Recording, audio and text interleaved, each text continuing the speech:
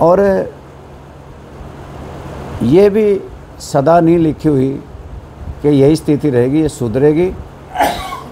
अगला इलेक्शन जो क्षेत्रीय दलों के हिसाब से होगा, क्षेत्रीय दल हमेशा अपने राज्य की नुमाइंदगी करते हैं और उसी परिप्रेक्ष्य में वोट लोग डालते हैं। जिस प्रकार इस पार्टी का बहुत विरोध था, परंतु जब इंडिया बन गया तो इंडिया बनाने वाले की सोच भी ओम प्रकाश चौटाला जी की थी। फतेहाबाद में उन्होंने ये कहा था कि हम एक के बदले एक खड़ा करने का काम करेंगे, और नीतीश कुमार जी ने अपील की थी।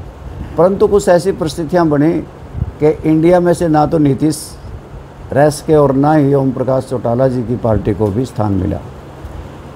ये ठीक है, विरोध तो इसलिए था कि हर व्यक्ति इस बात पे किसान दुखी था कि ना तो एमएसपी मिला, ना उससे 2022 में आमदनी दुगनी मिली, और किसानों का बहुत बड़ा आंदोलन उन 3 काले कानूनों के खिलाफ हुआ, ना ट्यूबवेल के कनेक्शन मिले। नौजवान दुखी इस बात से था कि बेरोज़गारी थी और दूसरे देशों में नौजवान पलायन कर रहा था। और हरियाणा प्रदेश की तो दुर्गति हुई, क्योंकि इसमें जाति पाति का जहर उगला गया। किस प्रकार से आरक्षण की आड़ में हरियाणा प्रदेश जला था, 32 जानें गई थी। संत रामपाल का प्रकरण हुआ तो 6 मरे थे, डेरा प्रेमियों का हुआ तो 42 मरे थे, और किसान आंदोलन में तो 750 से ज़्यादा जानें चली गई थी। हरियाणा प्रदेश में आज आप ये मान के चलना, ऐसी स्थिति करके गए कि आप स्कूलों में मास्टर नहीं, मास्टर हैं तो किताबें नहीं, अगर अस्पताल हैं तो डॉक्टर नहीं, डॉक्टर हैं तो दवाई नहीं, आज जल घर है तो जल नहीं, बिजली घर है तो बिजली नहीं। आज कितने अध्यापकों की कमी है, लेक्चररों की कमी है। सवाल है इस समय जो बड़ा चैलेंज आ गया कि चुनाव चिन्ह का यदि प्रॉपर वोट ना आए तो ऐसा कुछ नहीं है। अभी हमारे पास चांस है, अभी चांस है लीगली, और उसमें 8% वोट लेने हैं। आगामी विधानसभा में हम ज़्यादा वोट लेंगे, जीत के आएंगे। तो चुनाव चिन्ह बचा पाएंगे? ज़रूर। चुनाव चिन्ह नहीं, हम हरियाणा बचाएंगे। ये हरियाणा प्रदेश चौधरी देवीलाल ने बड़े संघर्ष से बना था, हंसता खेलता और विकास का, परंतु एक ऐसे मुख्यमंत्री बने जिन्होंने इस हरियाणा प्रदेश की सकल सूरत बिगाड़ दी। 3,17,000 करोड़ का कर्जा छोड़ के गया, और हरियाणा प्रदेश का भाईचारा तोड़ के गया, नौजवानों को बेरोज़गार करके गया, और हरियाणा प्रदेश में धार्मिक उन्माद फैला के गया, और टस से मस कोई काम नहीं किया। SYL का 2002, 2004, 2016 में फैसला आया, उस पर कोई कार्रवाई नहीं हुई। हांसी बुटाना नहर सूखी पड़ी है। आज हरियाणा प्रदेश की दादूपुर नलवी नहर को बंद कर दिया, यानी कि हरियाणा प्रदेश को किस प्रकार से नोचने का काम किया है कि कोई विकास का काम किया नहीं। और इस स्थिति में हम इस हरियाणा प्रदेश को भी बचाने का काम करेंगे, क्योंकि इस प्रदेश का ना तो कोई अलग से हाई कोर्ट है, ना अलग से राजधानी है। इन सारे मुद्दों को लेकर के लोगों के बीच में जाएंगे।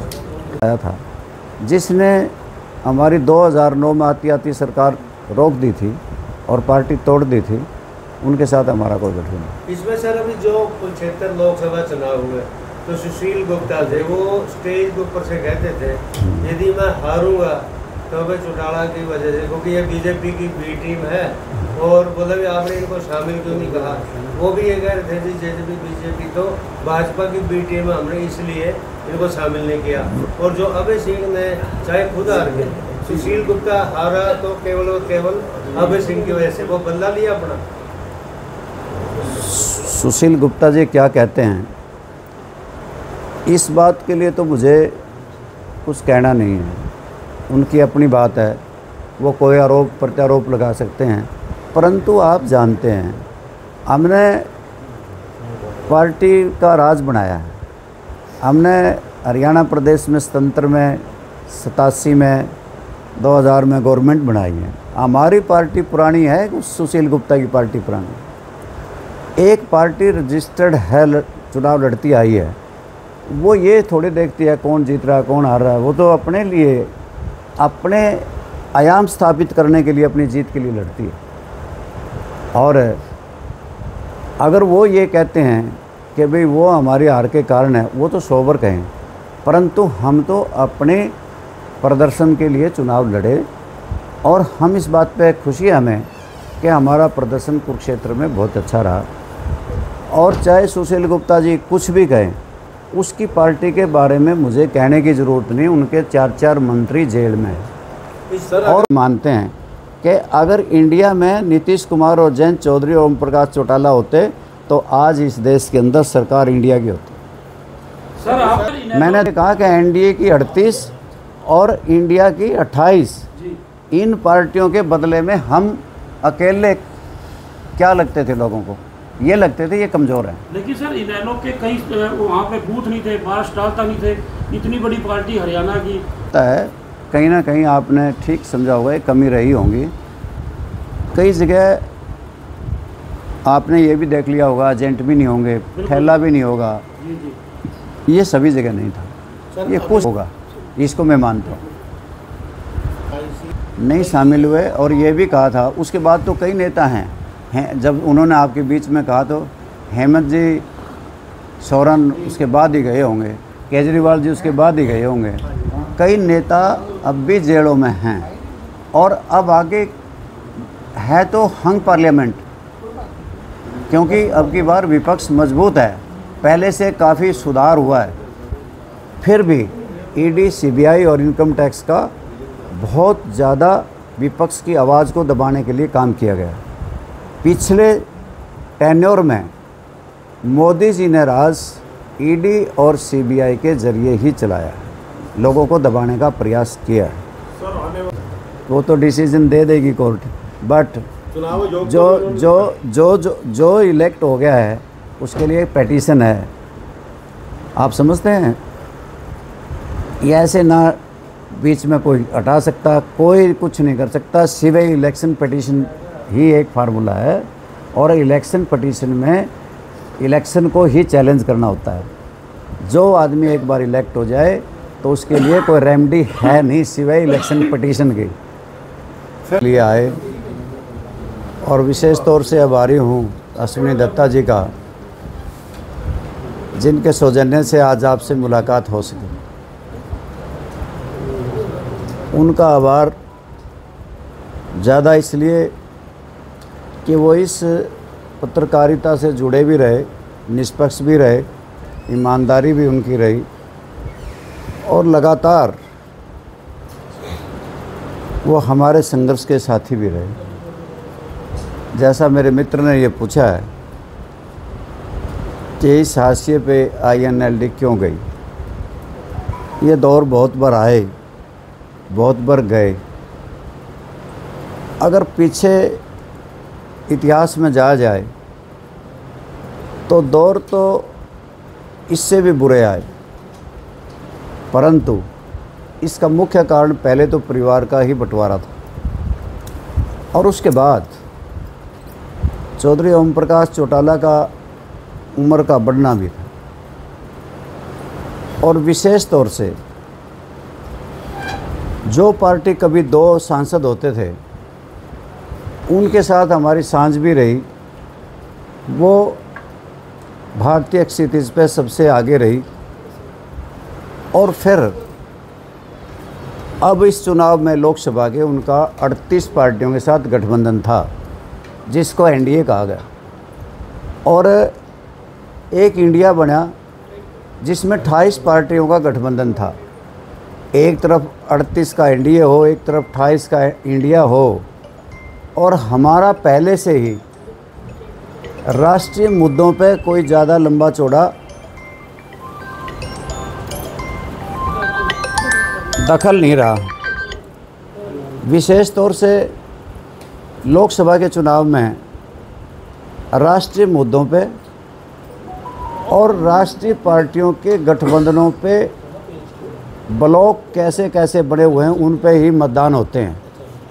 हम बीच में जैसे हरियाणा प्रदेश में लड़ रहे थे, हम क्या किसी और पार्टी को भी इसी प्रकार का लोगों ने मतदान दिया, व्यवहार किया, चाहे बीएसपी थी, चाहे जेजेपी थी, चाहे हम थे, चाहे आम पार्टी थी।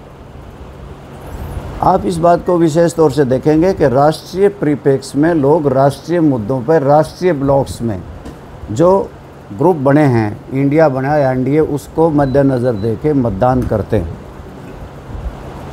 और ये तो पार्टियों के भी उतार चढ़ाव आते रहते हैं। जैसे मनुष्य के जीवन में कभी खुशी हैं, कभी गमी हैं, कभी उतार हैं, कभी चढ़ाव हैं, दुख है, सुख हैं। ठीक उसी प्रकार से आप देखेंगे चंद्रबाबू नायडू की पिछली बार क्या हैसियत थी, अब की बार कितनी अच्छी बनी। अखिलेश जी की पिछली बार केवल 5 सीटें थी, अब की बार 39 आई।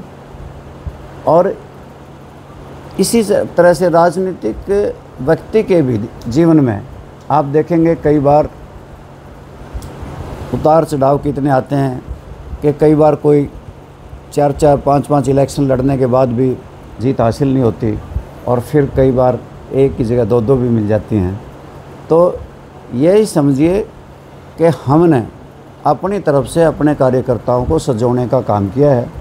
इस चुनाव में बहुत से कार्यकर्ता जो पुराने थे वो लौट के आए हैं, और लोकदल पार्टी को कम से कम मैं कह सकता हूँ कि आज 30-35 जगह पे कार्यकर्ता अपने वापसी लोकदल में वापसी हुई है। जहाँ ये बात कही है, आपने ये बात भी पूछनी चाहिए थी कि उनके उपाध्यक्ष हैं अनुराग ढांडा जी, उन्होंने ये कहा है कि हमारी हार का मुख्य कारण चौधरी रणदीप सिंह सुरजेवाला जी हैं।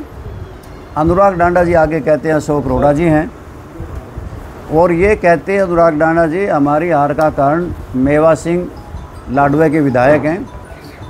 अनुराग ढांडा जी आगे ये कहते हैं कि हमारी हार का कारण BL सैनी है। जब इतनी हार के कारण वो खड़े हैं तो हमें भी कह दिया होगा उन्होंने। सर विशाल पर आप इस बात को भी देखें कि जो विशेष तौर से आप इस बात पे लाना चाहते हैं मुझे कि भारतीय जनता पार्टी और कांग्रेस, ये 2 पार्टी हैं, क्या इनमें से आपके किसी के साथ बनेगी बात? हम इनसे करेंगे ही नहीं। सीधी सी बात, हम नॉन बीजेपी, नॉन कांग्रेस जो विचार रखने वाले होंगे उनको संगठित करेंगे। सर हाई कोर्ट अभी से तो कहा नहीं जा सकता, चुनाव दूर है। हमारा प्रयास होगा एक विचारधारा नॉन बीजेपी, नॉन कांग्रेस, गैर भारतीय जनता पार्टी और गैर कांग्रेस जो विचार के लोग हैं उनको सबको इकट्ठा किया जाए और उनको अपनी पार्टी के साथ जोड़ा जाए और अपना संगठन मजबूत किया जाए। इस दिन हम कोशिश करेंगे 200 दिन का सुनिश्चित रोजगार नरेगा के तहत दिया जाए और उनकी जो दिहाड़ी है 400 रुपये कर दी जाए। यानी कि हर सेक्टर को, सभी सेक्टरों को उसमें टच करेंगे, और जब घोषणा पत्र बनाएंगे वो आपके बीच में भी आकर के बता देंगे। पहले से हमारा संगठन बना हुआ और हमने इस चुनाव में देखा है कि सभी की सक्रिय भूमिका रही है। अगर कहीं पे 1-2 जगह हम ये महसूस करेंगे कि यहाँ पे किसी कार्यकर्ता ने, किसी पदाधिकारी ने ठीक से काम नहीं किया, तो हम उसकी जगह कोई नया और सक्रिय कार्यकर्ता जो पार्टी की नज़र में ठीक होगा उसको बनाएंगे और संगठन को बहुत ही अच्छे ढंग से सुचारू रूप से चालू करने का काम करेंगे, बूथ स्तर तक लेके जाएंगे। सर हो रहा है नहीं, जो ओम प्रकाश चौटाला से हर बात का सलाम मशवरा करते हैं, कोई पैटर्न उनका नहीं बदला जाएगा। सारी बातें उनके नोटिस में दे के की जाती हैं, किससे हम बात कर रहे हैं, किसको पार्टी में शामिल कर रहे हैं, कौन ठीक है कौन नहीं है। तो युवाओं की स्थिति क्या रहेगी? जैसे विधानसभा चुनाव आ रहे हैं, युवाओं को टिकट भी देंगे, नजर से देखेंगे? युवाओं को टिकट भी देंगे, राजनीति में भी लाएंगे। पहले भी इंडियन नेशनल लोकदल ने राजनीति में युवाओं का प्रवेश कराया है। जितने भी स्टेट के प्रेसिडेंट बने या जिला के अध्यक्ष बने, बहुत से यहाँ से MLA बन के गए हैं, पहचान लेके गए हैं, चाहे भले भारतीय जनता पार्टी में हो चाहे वो कांग्रेस में हो। आज बहुत से हमारी दल में रहने वाले ही भारतीय जनता पार्टी में या कांग्रेस में हैं। अर्जी पता कर लो। भारतीय के साथ हम मिल नहीं सकते थे, उसका कारण था, सब कुछ हुआ है। नहीं गलत है। क्षेत्र की सीट- पार्टी ने किसानों के ऊपर जुल्म ढाए, नौजवानों की अनदेखी हुई और हरियाणा प्रदेश की दुर्गति करी, जात पात का जहर फैलाया, धार्मिक उन्माद मुँह में फैलाया। इसलिए भारतीय जनता पार्टी के साथ तो तालमेल का प्रश्न ही नहीं उठा। ये भी फतेहाबाद की रैली में चौधरी देवीलाल के जन्मदिन पे नीतीश कुमार ने कहा हम तो तीसरा मोर्चा बनाएंगे की बात कह रहे थे। नीतीश ने हाथ जोड़ के ये कहा था ओम प्रकाश चौटाला से कि नहीं, आप केवल दूसरा ही मोर्चा में शामिल होना और एक के बदले एक खड़ा करेंगे। जो कहने वाले नीतीश कुमार जी थे वही नहीं रहे। सर यहाँ हरियाणा